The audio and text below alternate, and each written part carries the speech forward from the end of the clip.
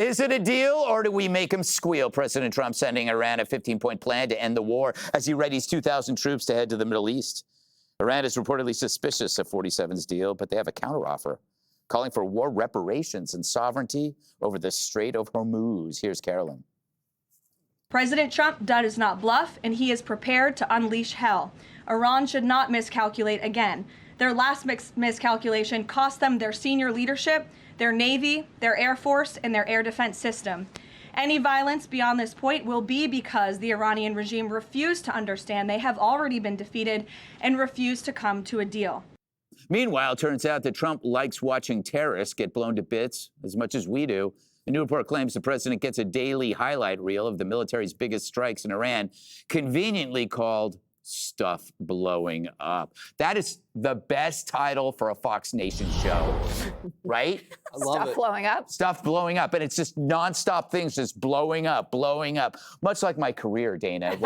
When we first after started this segment. Yeah. You know, so you have war reparations versus unleashing hell. That seems kind of like a push. Well, here's the thing. I don't know what's going on, and I think that's how the commander-in-chief wants it, to be honest. I think that objectively, the military operations from our end are going very well. Right. And I would recommend several pieces of reading for you. But Brett Stevens in the New York Times saying that future generations will look back on this and go, I cannot believe they were able to accomplish all of these things. So militarily, yes. And then you have this question on the diplomacy. One of the difficult things is who are we talking to? But I understand from the Iranian standpoint, do you want to raise your hand and say, I'm the guy? Yeah. Risk one, internal dissension against you, or even possibly getting blown up yourself.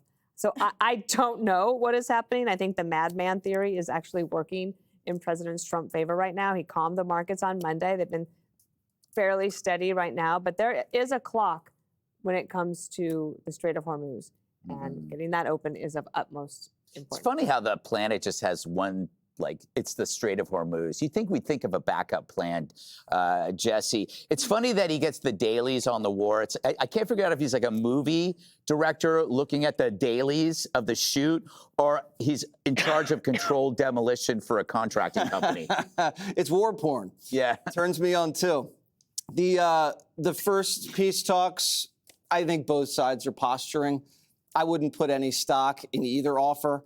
These guys are too afraid to put their head above ground. They're not even talking to each other, let alone the United States. Everybody knows the straits to play. The 82nd Airborne's almost there. The Marines and the Rangers and Delta should be there by Friday. And we've been softening up the coastline. We hit 90 targets on Carg Island. I think everybody knows what's going to happen this weekend. I spoke to one of my best sources on Wall Street, and he said oil traders are seeing this now as ending in May. He says the International Naval Alliance should arrive by next week, maybe a week and a half. And he said the regime's just pretending to have leverage. They have absolutely no leverage, despite what you hear in the press. This has been completely and overwhelmingly one-sided. And this whole strait closure is Iran's last gasp. And he sees oil prices going down to 70 by the fall. Oil prices under Barack Obama closed under over $100 a barrel for around 3.5 years. Under Joe Biden, closed over 100 for 5 months. You know how many days it's closed over 100 under Donald Trump? 6. So everybody just needs to chill here, okay? Great article that you mentioned, Dana. I brought it and highlighted it for Jessica. Operation Desert Storm, widely considered a lightning-fast military success. I think 42 aircraft got shot down. In this operation, 0 by enemy fire. The land and air campaign lasted 6 weeks. Everybody remembers how fast that was? We're now in week 3 here. The invasion of Panama, 23 soldiers killed. Now we have 13 American dead. We actually had more people died in training exercises last year in the Army than have died in combat here. We went into recession during that Persian crisis. Now, since Operation Midnight Fury, the Dow's up 9%. In the 2003 strike, there was a quick decapitation strike against Saddam. We missed him. Actually, first 40 seconds of the war, 40 dead. So I would recommend everybody read the New York Times. I can't believe I'm saying this, but the writing's on the wall. Emily, it is funny. Like, I think that America is suffering from the fact that maybe we just killed so many of their leaders. They've run out of people to talk to. And Jesse makes a point, like, no one wants to speak up. It's kind of like outnumbered. No one wants to talk to each other. Because I'm hogging all the oxygen. First of all, stuff getting blown up is totally my Weapons of War show, you guys, on Fox Nation. Oh, really? Yes. Oh. Anyway, I agree. I mean, clearly there's not a lot of hands being raised in order to essentially, like, in the line to the execution guillotine. But I think what's interesting is as sort of the naysayers and as always the libs talking about the gap of alignment here, I think it's narrower than people think. And I think it's real, but it's not decisive. And from what I understand, diplomacy at this level, it's not about aligning endpoints. It's about sort of rationing your concessions. And the most important line in that was about the cost of war, essentially. Like whether each side, when they decide what is the point at which the cost becomes too high to bear.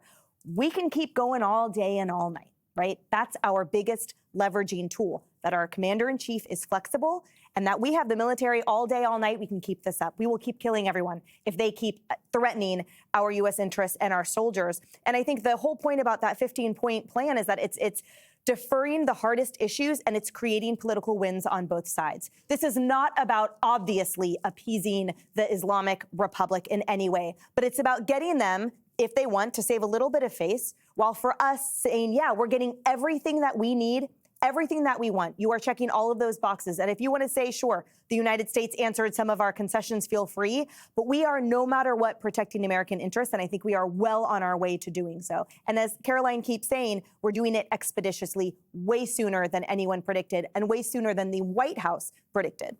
I'd love for them to save face, but they'll just cover it. Jessica, what do you make of do you have any, are your sources telling you who's running Iran? No. And my Wall Street sources aren't saying the same thing that Jesse's Wall Street sources are saying either. But I love that you read a newspaper. I read And a more real than one. you every day. I don't know if that's true. Financial Times, All right. Wall Street Journal, New York Times, New York Post. And you still say this crap on TV after you've read all that?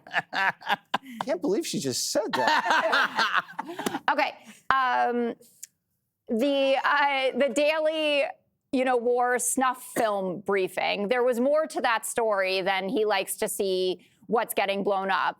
There was concern that he was not taking in all of the dimensions of this war. And some of that you might think is unfair criticism. I know you like to put it on the libs and that it's just us and Orange Man bad. And no matter what he was going to do, we were going to hate it. True. But the Roger Wicker and Mike Rogers, both Republicans, the chairs of the Homeland Security committees in the Senate and the House, just came out of their briefing and they said, we need to know more about what's going on, what the options are, and why they're being considered. The White House continues to not make a strong enough case to the people who they need to go out there and sell this thing to the American public and then to the American public themselves. And that's why support for this, and I should note again that this is the least popular military incursion, not excursion, an incursion in modern American history. So take that Desert Storm.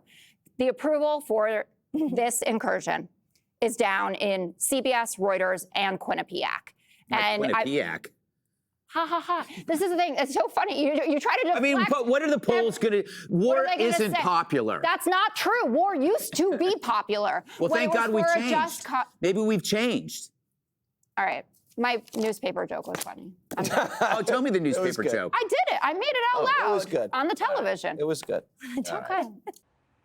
Be sure to like and subscribe for all the Fox News latest on YouTube and catch full shows streaming now on Fox One.